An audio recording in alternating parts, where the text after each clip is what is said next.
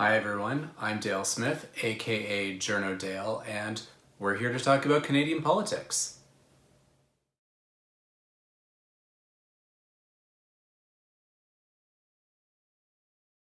It is time to take your questions, and our first question is from Patricia, who asks, why did Julie Payette's stint as Governor General implode? What should the PM do next? What will he do next?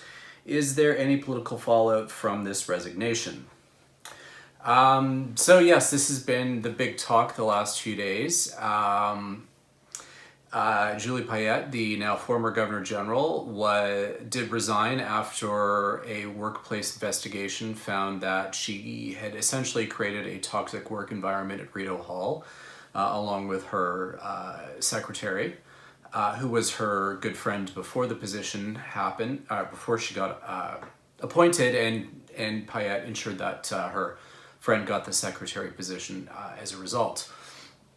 In terms of kind of the backstory there, is this was an appointment where Trudeau basically decided on his own that Payette should be the Governor General, in large part because of she ticked a lot of the right boxes. She was a Francophone woman who was very accomplished, particularly in the sciences, being an astronaut, of course, and that was a lot of what the Liberals were looking for in terms of who they felt was a good representation and a good role model for Canadians. The problem is that they didn't really do any vetting at the time. Trudeau is, after the fact, saying, oh no, we did a rigorous vetting process, but even some of his other ministers are saying, no, that didn't actually happen, which is a problem.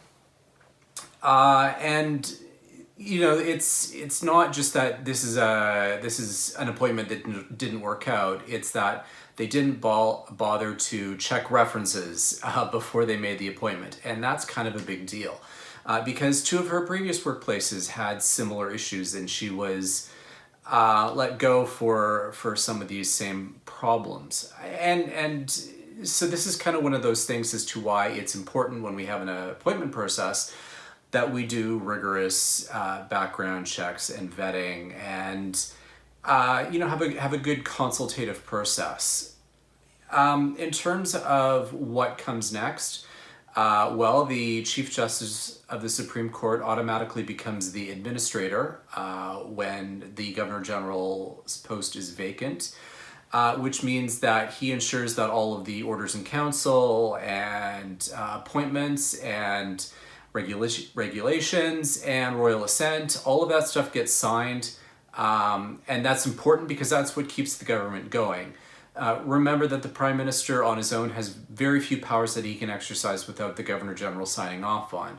That's part of the design of how our system works. So if we didn't have a Governor General in place, or someone who could do that role of doing the signing, government would grind to a halt in a really big hurry. So it's important that we've got the administrator in that role. This is one of those things where it is in the letters patent that this happens automatically. There was no actual, choice involved in that. And it's a bit of a contrast to how the provinces work, because if some of you recall the previous summer, we had two lieutenant governors die in office in the provinces, and those resulted in the government's grinding to a halt because there is no similar provision for an administrator once the office is vacant. And that's one of the saving graces of having that federally. In terms of next steps, we've heard that there will be a new name being put forward in the next few weeks. It's going to be weeks and not months, we're told. And I suspect this is because once the writing was on the wall a few months ago, that the Privy Council office and probably the Canadian Secretary to the Queen started making some very quiet moves to start assembling a new shortlist.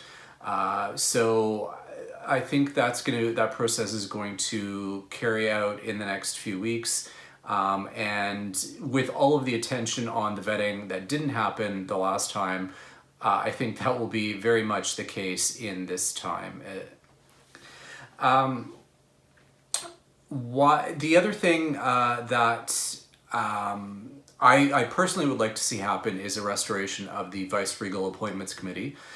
This is something that Stephen Harper started during his time, and it essentially brought together, it had 3 permanent members, and then anytime a lieutenant governor position was open in a province, you got some members from that province, and you used them to engage civil society and start looking for names of people who would be a good fit, and getting those resumes and starting to go through them and narrowing that into a short list that the Prime Minister could then choose from. That, I think, is an important thing that could come back or should come back, provided that this government would go ahead and take that step. It didn't really make sense for Trudeau to abandon that particular committee, particularly as he replicated its essential functions for his new Senate appointment process, as well as, to a certain extent, with Supreme Court justices as well. So that would be a good step, but it also is just a step. It still requires the government of the day to be serious in terms of what they're looking for in a Governor General. And we, I think, have come to want a certain level of celebrity with this position. There was a good piece in the Post the other day where Colby Kosh essentially said part of this probably stems from our looking at the Americans and the kind of cult of celebrity that surrounds their presidents, and we kind of have a bit of envy and want that for ourselves. I think that's probably a good read of why we have this desire for celebrity in governors general, and when really what the position demands is someone who's kind of boring, kind of staid, just very serious about undertaking the ceremonial duties, undertaking the head of nation duties, which is a lot of the, meeting people across Canada, doing patronage for nonprofits and certain societies around the country, things like that, as well as doing the constitutional work of signing orders in council and giving royal assent, and also granting prorogations or dissolutions and making any decisions that would happen after an election should it return a hung parliament. So, and then when you add bilingualism as a requirement on top of that, it really creates a tough job in finding who's a suitable candidate. So that's going to be the real challenge coming up in the next few weeks.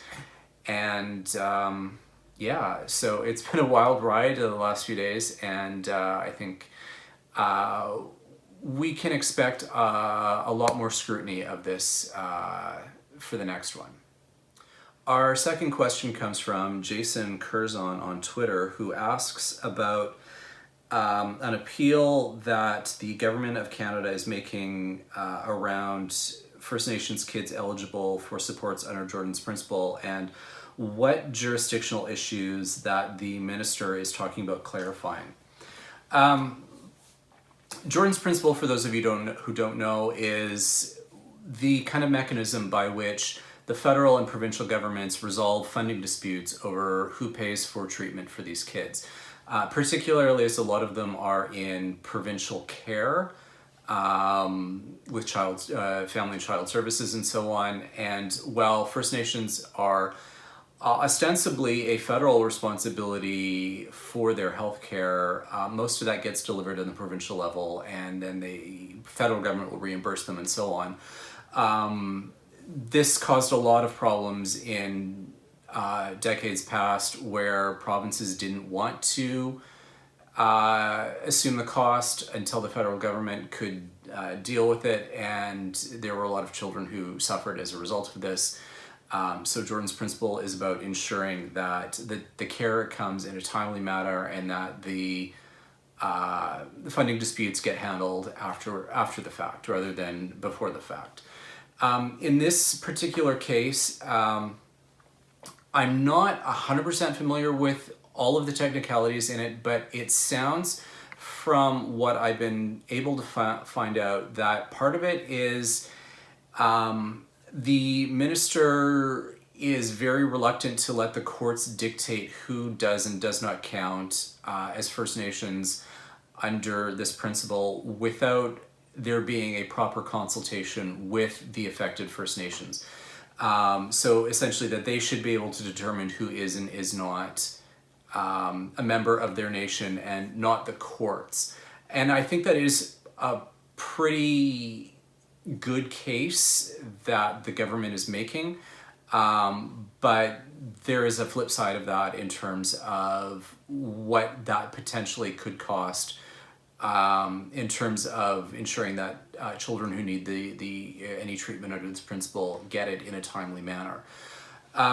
There are a number of cases where this similar principle is being litigated between the government and groups representing First Nations. There's other ones around the Canadian Human Rights Tribunal ordering compensation and so on, and the government is appealing that.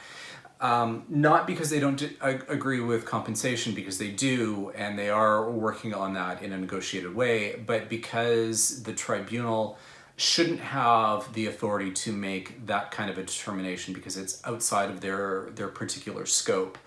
And that's an important jurisprudence matter.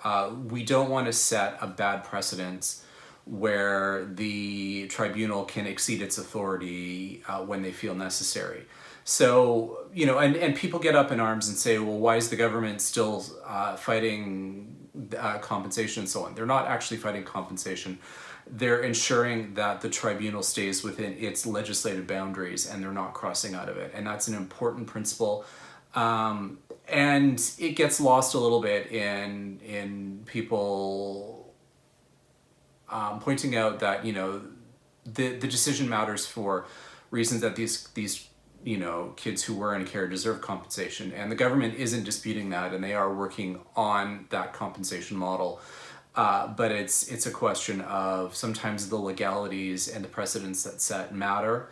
And it sounds like that's also the case with this particular jurisdictional dispute that the minister was referring to around this particular case. These are things that are incredibly complicated and hard to explain, particularly in media sound bites.